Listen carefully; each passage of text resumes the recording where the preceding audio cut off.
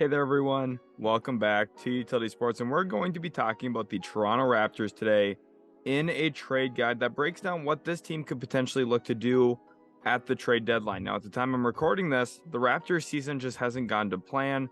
There's been some serious ups and downs with this team, which is pretty surprising to me because you look at the roster on paper, there's a lot of really good talent to work with. Scotty Barnes, I think, has taken a pretty good step forward. I know statistically some people are going to say, really, has he? If you actually watch the games, yes, I believe so, especially with some of the responsibility that Nick Nurse has put on him. And this team should be winning. And quite frankly, they're not right now. They're currently sitting 10th in the Eastern Conference at the time I'm recording this. Now, it doesn't mean it's a death sentence for them. 2-3 good weeks in a row could really move them up to standings, maybe even into 4th, 5th. So the season's not by any stretch of the imagination lost right now. Toronto last year started the year a little slow and then got moving as well. So I'm not super packed about the Raptors, but I think they're one of the most important teams to talk about actually when it comes to the NBA trade deadline. Raptors fans, if you enjoy what you see in this video, make sure to smash that like button and subscribe. Also, I know how big of fans you guys are. Toronto Raptors fans are some of the best fans in the NBA, so go ahead, comment "We the North" in the comment section. I want to see how many Raptors fans are watching this video. It lets me know that, hey, you guys are liking the content and hopefully enjoying it as well. So let's go ahead and get into it here now with a video preview. In this video, we're going to talk about the players that are tradable from Toronto's perspective and their contract situations. I think Toronto's contracts line up in a very interesting way, and a way that not a lot of teams have their contracts lined up. So I think Toronto, long-term cap space wise, could be a very interesting team to talk about. So we'll get to that a little bit later on in the video. Before we get to that, though, we'll also talk about their draft pick situation. And that's really going to play into how much of a buyer or a seller this team can operate as. When we look at the draft picks, we're going to say, okay, what could they do with this? Is it potential they go out to buy? Is it potential they look to sell, stack up some more draft assets for potentially a later move? Or just does Masai Ujiri kind of play it out and, keep building the way that he has? And he's done a very good job of it. He's one of the best executives in the NBA. Someone who's won an NBA championship, brought a title to Toronto, something that you can't overstate. It's one of the most important things in Canadian sports history, honestly. Bringing a title to the Toronto Raptors in the NBA, I think, went a long way, not only in the globalization of the NBA itself, but really kind of making Toronto a mainstay NBA city. I think it's one of the best NBA cities in the entire world. Of the 30, it's one of the most popular. They rank 3rd right now this season in attendance, and quite frankly, they're a team that the fans get loud for. There's going to be great attendance, and the Raptors, it's really important that they put together a good product. They've got a lot of good players right now. They're just not winning as many games. So will Masai Ujiri be active at the trade deadline? I think that's one of the most important questions, not only for Toronto, not only for Raptors fans, but for the entire NBA. I think Toronto has all of the pieces to completely blow up the landscape of the NBA, whether that means a massive buy now move or a massive sell now move or a little bit of both. Toronto could really shake up what the league looks like this season and for many seasons to come. They're young still, relatively, at this point. Scotty Barnes is 21 years old, so they've got plenty of time to build this thing up. They don't have to panic for right now, but there's no saying that they're not going to make a buy now move either. So let's get into it here with those tradable players and their contract situations. And I think two players are really important to talk about. That's Fred VanVleet, Pascal Siakam. They're the top two guys on my list here. Pascal Siakam, 2 years left on his deal, $73.4 million, and a really important caveat for his next contract. Since he's already made All-NBA one time, if he makes All-NBA another time in the next 2 years, he becomes super max contract extension eligible, which really changes things here for Toronto. He would be eligible for one of those massive new contracts that Bradley Beal recently signed, where your cap hit number gets up to $55-60 million, which if you compare that to the current max he's on now, that's nearly double in annual value. So it's a big commitment. He's already 28 years old, but he has been playing like an All-NBA player the last year and a half. So is that a player you really would want to part with? Probably not, but that big new contract number, it's a little scary to me, honestly. Bradley Beal's contract, I think, is really hard to evaluate how it is right now in the NBA because it's so much money, takes up such a good amount of the cap space, and we don't really have a great idea what the cap's going to look like. 2-3 years from now, everyone's projecting about $15 to $20 million increase, which does go a long way in making a contract like that look better, but it is still a massive percentage of your actual cap space. So that's a big question here for Toronto, and he's only got 2 years left to begin with at 28 years old. Then Fred VanVleet could potentially have less time on his contract here. He's got next year on the books for about $23 million, but it's a player option. And I just don't find it super likely that Fred VanVleet opts into a $23 million contract. He's too good of a player. He's having another really good season. Just scored, I believe, 37 points the other night against the Brooklyn Nets. Obviously had Kyrie Irving sink the game winner over him. But Fred VanVleet is one of the better point guards in the league. He's been somebody who, on both ends of the floor, night in, night out, is going to give you serious consistency. He's a nice deep-range shooter. He does a lot of good stuff in the pick-and-roll game. Now, the one thing Fred VanVleet doesn't do is finish at the rim at a super elite level. He's actually a pretty low percentile scorer in the two-point area, which kind of limits what I think he is as a big-time playoff guy. But we've seen him in moments be one of the biggest playoff guys for Toronto. He goes out and makes some really big plays, and he's a gamer. So I don't want to sell him short either. He's an awesome young player at 28 years old. He's still got 5-6 years ahead of him of playing awesome basketball. So I think this is another interesting player for Toronto of what's the right cap number to get him at, because I would just be shocked if $23 million is enough to get him this next season. Gary Trent Jr., he's on the books for about 18.5 next year on a player option. Again, another player who I would guess opts out of that number, trying to secure a 4-year, $100 million deal, maybe 4 years, 90, somewhere like Duncan Robinson signed. Obviously, I think Gary Trent Jr. is a better player than Duncan Robinson as well, so he's definitely worth that type of contract, especially with that estimated cap jump that we talked about earlier. Gary Trent Jr. is a really nice player, somebody who I thought they did a really good job moving off of Norm Powell at the time that they did. I thought Gary Trent Jr. kind of fit this new mold that Masai Ujiri was building, and we've seen this team win a lot of games, right? They've been a very good team in the last year and a half. The Raptors are just really good. I know this year the record doesn't indicate that, but you look at the names on this list. I don't even have Scotty Barnes listed here. Don't have Christian Koloko listed here. They've got young talent. They've got really good players in the heart of their prime right now. It's kind of crazy because we could be seeing a changing of the guard here on a team that looks honestly pretty stacked on paper in terms of their 1 through 5. They've got serious consistency, and they might even be able to add to it. So it's kind of crazy to talk about them as a team that could be selling, but you see some of those player options and you say, is it possible they lose VanVleet and Gary Trent Jr. for nothing in free agency? It is possible. OG Anunoby as well. He's due, I believe, $17 million next year and then $19 million the year after on a player option. He's not going to take the player option. There's just no chance. OG Anunoby is somebody who he honestly believes that he should probably be in the same range, same market price as a Jaylen Brown when he hits the free agency market, which I don't think he's as good of a player as Jaylen Brown. But when you get out into free agency, we've seen guys like Harrison Barnes, Chandler Parsons, and a few other notable forwards sign max contracts with teams when they're out in the open market. OG Anunoby is another example of this, and he's one of the better players in the league. He is 24, 25 years old. He's young, athletic, versatile defensively, knocks down his shots at a pretty good clip, although this Raptors team this year has just really struggled to actually knock down a good amount of three-pointers. Their three-point percentage is actually rather low, which you would not exactly expect from a team with as much talent as this Raptors team has. They've just struggled shooting the ball from deep this year, but OG Anunoby, I believe he leads the league in steals at this point as well. I know he was for a while. Of course, those steal total leaders, sometimes you get one game where a guy gets 3 of them and he passes somebody for a few days. But OG Anunoby, at the end of the day, really good playmaker defensively, but he's also someone who can get down in a stance. I'm very high on him. I think he would solve issues for a ton of NBA teams, and he's like the Raptors' 4th or 5th best player. That's how blessed this team is, honestly. And there's been rumors he wants a bigger role. I'm not sure the validity of that, so I'm not going to buy into it too much, but there's definitely room for OG Anunoby to get traded somewhere, and I think a lot of teams would express serious interest Chris Boucher, he's got a descending deal. They're not going to trade him. It's a very nice contract moving forward. Thaddeus Young, traded for him last year. Again, I don't think it's very likely he gets traded.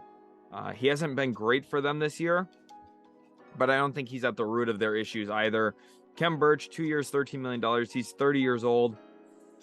This is one of those contracts we could see getting moved somewhere. Now, I'm not going to rule out Boucher or Thad Young getting traded, especially if it's attached with Khem Birch. That's when you get into that, $15 to $18 million range if you trade two of those three guys.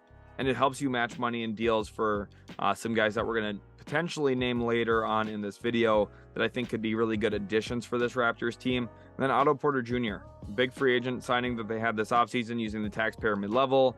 $6 million this year, $6.3 million player option for next year. At this point, I don't have a great read on if he's going to opt in or out. He's missed some time with injury. So for me, opting in for him does make some sense, just given the fact that his final year in Golden State was playing on the minimum. So $6.3 million is not laughable money to Otto Porter Jr. So I wouldn't be shocked if he does opt in on that. And I would be surprised if they do trade him, because I just think that they need some of that depth on the wing. So let's get into the draft picks here. And this is kind of where we start to put two and two together on what type of moves they can make. Basically, they have a clean slate. The only pick that they owe right now is a 2024 second rounder to the Memphis Grizzlies. That was from the Marc Gasol trade that ultimately lended itself to them winning a championship. So definitely a worthwhile trade, and one that if they didn't make, they might not have won the title. So Toronto, pretty much clean slate. They don't have anyone else's picks. They only owe one second rounder over the next 6 years. They have a lot of leniency here to make pretty much any move that they would like to, including some big ones. So we'll talk about those, but the long-term cap space, 2023 offseason, it's going to be hard to see them have cap space, just given Pascal Siakam still on a max contract at that point. OG Anunoby still locked down. So even if they did lose Fred VanVleet and Gary Trent Jr., they just really wouldn't have actual cap space this upcoming offseason, other than their mid-level exception, which they could maybe use to go out and get a nice replacement level player, but not somebody to the level of Fred VanVleet or Gary Trent Jr. for sure. But the 2024 offseason, they could potentially be in line for $100+ million in cap space, which is, for those who aren't sure, 2 to 3 max contracts. You could do 2 max contracts plus some depth. You could do 3 max contracts. It's serious money. Serious money. And they could find a way to really open up even more if they moved off of Pascal Siakam and they didn't have a cap hold on him. So that $100 million would be basically indicative that, hey, they're losing everybody. They're going to not have anyone on their roster. They'd only have Anunoby and I believe Scotty Barnes under contract at that point. I think that, it's a dangerous game to play. But Toronto, a really big market. Maybe they'd like to play with some of that cap space and see if they can make a move. I think that's probably a little more risky than what Masai Ujiri is going to go for, though. So I just find it not likely that they just let everybody walk and try and retool that way. It's just not really in Masai Ujiri's history. Now, he did let Kawhi Leonard walk, but I think that's a completely different story. Just especially at the time of their careers, everything's a little bit different. So, and they came off of a title at that point. So buyer or seller? Right now, it's a big time to be determined. I think right now it's a little too early to talk about Toronto in terms of, they're a definitive seller or they're a definitive buyer. And you might be wondering, well, why are you doing the Raptors trade guide this early on? It's because I think they're one of the most important teams to watch from now to February 9th when the trade deadline actually is. I think if they go on a run, they could be one of the biggest buyers in the NBA. If they go on a skid, I think they could be one of the biggest sellers in the NBA. And if they're kind of middle and around 500, I think the door is open for them to do either, especially with how the standings look. If they're only 4 or 5 games back, but they're kind of around that 500 mark, they might say, you know what, screw it, we're going to go for it. Or they could sit there and Masai Ujiri could calculate things and say, okay, even if we make a buy now move, are we good enough to win a title against Boston or Milwaukee? And if you look in the mirror and really evaluate that, you're going to say, no, we're not. If we make a small buy now move and we go up against Boston or Milwaukee, we're going to get beat. That's just, those two teams in the East right now are on another level. So unless it's a big time buy, it's hard to look at yourself and say, we have enough to win, not only one, but potentially 2 playoff series against those two teams And then that would be the goal to even get to the finals. And then you have to win a series there against the team representing the West. It's a very tough ask. So I could see them even at around 500, maybe selling one piece or maybe two. So let's talk about some of those potential options here now with some potential teams that they could trade with. Again, this is pretty early. I'm recording this in, December. December 17th is the day I'm recording this. I think the Dallas Mavericks are a potential team that Toronto would talk with. And I think that Mark Cuban and Nico Harrison, they have some work to do to even get on the phone here with Toronto. Right now, they only have 2 tradable firsts. They would have to amend a pick with the New York Knicks to open up a third one to trade. But I think Dallas is one of the perfect teams to talk trades with Toronto, because right now Dallas is really hungry for a second star next to Luka Doncic. And Toronto's got options here for what that could look like. Pascal Siakam could be a phenomenal addition to Dallas. I think somebody who would give them a different downhill element than what they currently have with the players surrounding Luka Doncic. Right now, they just don't have a lot of dribble drive penetration potential when it's not Luka Doncic running the show. Pascal Siakam could give you that. He's really grown as a playmaker the last 3-4 years. Obviously, you think back to when they won the title, he's starting to emerge as a big-time player.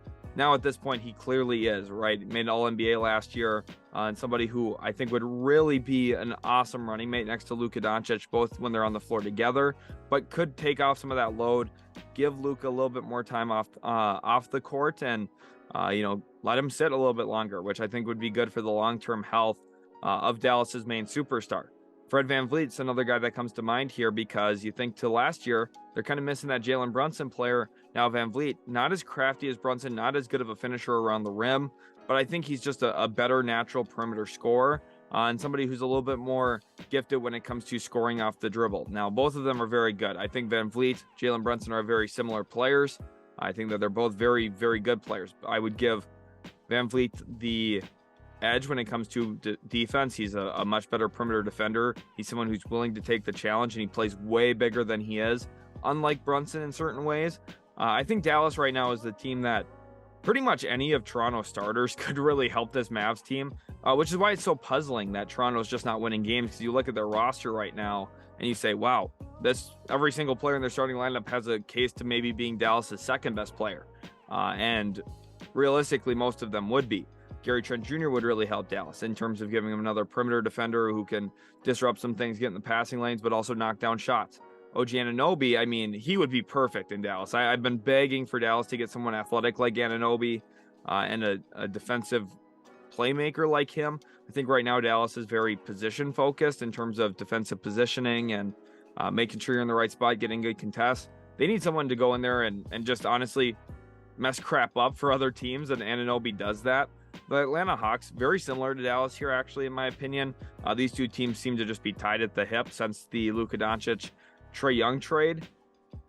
They just have some issues with their roster right now. John Collins is just not the right power forward for this team. I think Pascal Siakam would be a massive step forward. Now, Atlanta does have a few tradable picks. They got the pick from Sacramento in the Kevin Huerter deal that they could flip somewhere. And they've also got some interesting players that they can move off of. Clint Capella could really help Toronto in some ways. This is a way for Toronto to hit the reset button on their roster. And I think somebody here for Atlanta that would make a lot of sense would be Gary Trent Jr. as well. Probably see some type of 3-team trade where Bogdan Bogdanovic goes somewhere else. Toronto probably gets a draft pick, maybe 2. Probably a first and a second would be what I'd have to guess. In a deal like that, it gives Atlanta a little bit more physical toughness defensively, something I think they need. And it moves them off of Bogdan Bogdanovic, who, for me, I just don't love as a player. I wasn't super high on him when he signed in Atlanta. I didn't like him back in Sacramento. I think he's been somebody who there's always been a little bit more hype there than I think is warranted. The Los Angeles Clippers here, I think, would be a perfect Gary Trent Jr. team. The Clippers always seem to make a move that no one's expecting around the trade deadline. Last year, you think back to the Norm Powell, Robert Covington trade. I don't think anyone was prepared for that because the Clippers just seemingly weren't going to be a team that had the package to make that trade happen, and they still found a way to do it. Now, Gary Trent Jr., I think, is a perfect candidate for the Clippers, especially if they're trying to consolidate something here. Maybe Marcus Morris goes out the door, which Raptors fans are going to say, we don't want Marcus Morris. I'm not saying that Marcus Morris is the big piece for you here. I'm talking money matching components. Maybe Brandon Boston gets included. Maybe Jason Preston gets included. And the Clippers actually can trade a first-round pick right now. They've got some flexibility in terms of what they can offer. So I think that they could really come with a competitive offer for Gary Trent Jr. I think ideally OG Anunoby would be better for the Clippers. I think that's kind of the issue, though, with a lot of these teams right now trying to trade with the Raptors. I think a lot of the teams would prefer Anunoby, and the Raptors right now, just with how the contracts are lined up, Anunoby has an extra year. He's just better than Gary Trent Jr. I think they'd be more willing to move off of GTJ than Anunoby, which I can't blame him because I love OG, and I think that it would be a mistake to trade him this season. But we'll see what actually happens. I know Indiana Pacers fans would love to see OG Anunoby back in the state of Indiana, but I think Miles Turner would be an awesome fit for Toronto. Now, if they end up selling, I think Toronto's a team that should really, really strongly consider trying to make a big buy now move for OG Anunoby. The Pacers have 3 firsts this year. I'd be willing to offer 2 of them and a future first as well, or maybe even all 3, honestly, because Indiana's playing well enough right now that I'm not really scared of losing my own first-round pick this year. So if you want to make a buy now move on OG Anunoby and attach some debt salary cap fillers from Indiana's perspective, 3 firsts for Toronto this year for OG Anunoby is a pretty strong offer, honestly. Now, I'm not sure if it's enough to get it done, just given, the quality of those picks. We're talking about a Boston pick, we're talking about a Cleveland pick, and then Indiana's own pick. So maybe not enough there to get OG Anunoby, but, you could always attach some extra stuff and try and sweeten that deal. But let's say Toronto's still at a spot where they're winning enough games to at least be competitive and say, hey, we like what Christian Coloco's given us. He's blocking a ton of shots. He's doing a lot of nice stuff. We still think we can really upgrade. And one of the biggest flaws on our team is 3-point shooting. Let's turn a non-shooter at the 5 position into one of the better 5 shooters in the NBA in Miles Turner. He has probably the highest trade value he'll ever have this year. So you're going to pay a premium on trading for Miles Turner this season, just with how the trade market, I think, is shaping up. There's going to be more buyers than sellers. So Miles Turner's value is inherently higher. But he's one of those guys who I think is a perfect fit here into Toronto. The issue with trading for him, though, he's an expiring contract. So you have to have a pretty good idea that we're going to be able to keep this guy around and not lose him in free agency, because that would be devastating. The Washington Wizards, with Kristaps Porzingis, I think this one's more of a pipe dream. They did have some interest last year in Porzingis when Dallas was willing to move off of him. If you could get Porzingis for like a protected first-round pick this year, I think that's something that Toronto should really sniff around and see if they can get something done. Now, the issue is with his contract number, it's a little bit higher than where Miles Turner is. So instead of just having to package, 2 of those 3 guys like we talked about earlier in terms of, Khem Birch plus one of those other mid-level contracts that you've got, Porzingis is going to cost a little bit more in terms of your salary going out, which makes it hard for Toronto to find equivalent value. And it's hard to give up one of your younger players, one of your good young players like Gary Trent, OG Anunoby, for Porzingis, just because of some of those long-term health concerns that we've seen him suffer from at times. But when he's healthy, he's an awesome player. I mean, he's had some great performances. Think about the 41 points he dropped earlier this year against Minnesota. He's a great player, and I think he would be an awesome 5 for them, which I think would really elevate his play. I think he's a true center in today's NBA. I think that's how you maximize his offensive value. So for me, with Washington, I think that Toronto could talk to them a little bit. Tommy Shepard, Masai Ujiri could trade some phone calls, but ultimately I think this is the least likely one on the list. And then the San Antonio Spurs, Jakob Poeltl reunion, I think is one of the most sensible things in the NBA right now. It would really elevate the center minutes. It gives them a much more consistent presence down there. I know that Coloco's looked pretty good as a rookie this season, but Poeltl is a master when it comes to defensive positioning. He's a stalwart. He's very sturdy in drop coverage, and he's somebody who's going to deter a lot of shots around the rim. His block numbers don't really indicate how good of a post defender he is. I think he's one of the better interior defenders in the league. Now, if you do use him, you have to use him pretty much explicitly in drop coverage, which isn't necessarily Toronto's MO. At times, obviously, they can bug you with their length and size, and they like to play that style of game. But Jakob's one of those guys who he could really solve some of the issues here. And then Doug McDermott, I think, would be an interesting throw-in as well. They just need a little bit more shooting here in Toronto. I don't think that's a surprise to any Raptors fans, me saying that. McDermott's a nice movement shooter. Now, is he going to make this Toronto team all of a sudden a really good team? No, but I think that's just with some of their offensive struggles. Their half-court offense just isn't great. At moments, it just looks really bogged down. Having a player who you could run off of flare screens, pin downs, screen-to-screener actions, Spain type pick and roll, McDermott gives you a lot more flexibility, and he just creates a little bit more havoc for a defense trying to guard you, because you always have to be aware of where this guy is when he's running around. So I think it could open some things up for Toronto, but at the end of the day, I'm not sure if it's the biggest, this guy's going to move the needle for us type of trade. But I think Poeltl and McDermott together could be a pretty noticeable improvement, honestly, for this team as a whole.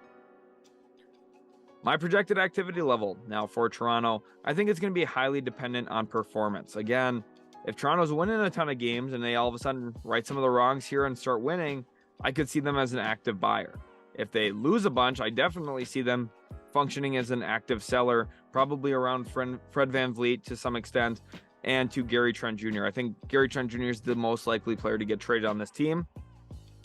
And they could be the most influential deadline team this year. I really believe that. I think Toronto has all of the assets to swing stuff in a big way, and I think they have all the assets to swing stuff in a small way. If they make one small buy now move, it's not going to swing the stuff too much, but they could really strengthen some teams by trading out some of their guys. Gary Trent Jr. could be an awesome 4th or 5th starter for a lot of playoff teams. Fred VanVleet could be a phenomenal addition for some really good teams out west specifically. Maybe he could even solve a couple teams out east, some of their issues. Toronto has a lot right now that they could give up to help teams either get better long-term or help teams improve for this season. And I think that's what makes Toronto one of the more interesting trade deadline teams this year. Hopefully you guys did enjoy today's video. If you did, make sure to leave a like and subscribe to the channel for more content like this. Again, we're going to be covering every single team in the NBA with a trade guide. So right now we're through 5 of them already with the Toronto Raptors. So hopefully you guys did enjoy. Make sure to leave a like, go check out some of the other videos on the channel, and we'll catch you in the very next Utility Sports video.